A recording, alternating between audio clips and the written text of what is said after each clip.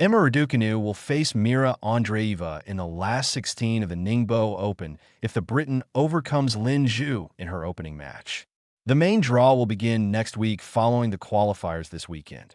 Raducanu, who reached the third round of Wimbledon earlier this year, has won 2 matches since the WTA Tour headed to Asia for a string of tournaments in late September. The 2021 U.S. Open champion was knocked out of the Korea Open by Barbara Krejcikova in her second match after defeating Jacqueline Christian in her first encounter in Seoul. At the China Open, Raducanu succumbed to Jessica Pegula after beating Christina Buxa 2 days earlier. And the 22-year-old was then forced to retire during her opening match of the Wuhan Open as she went head-to-head with Enli last week.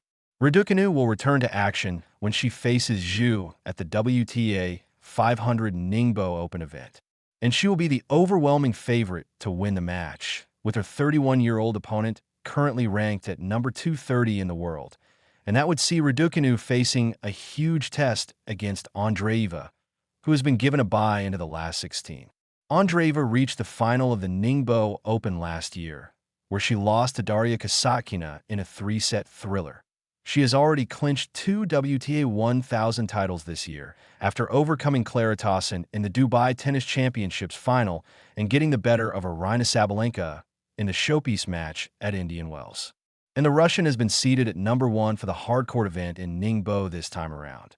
Should Raducanu dispatch Andreeva, she could then come up against either world number 18 Diana Schneider or 2023 Wimbledon champion Marketa Vondrousova.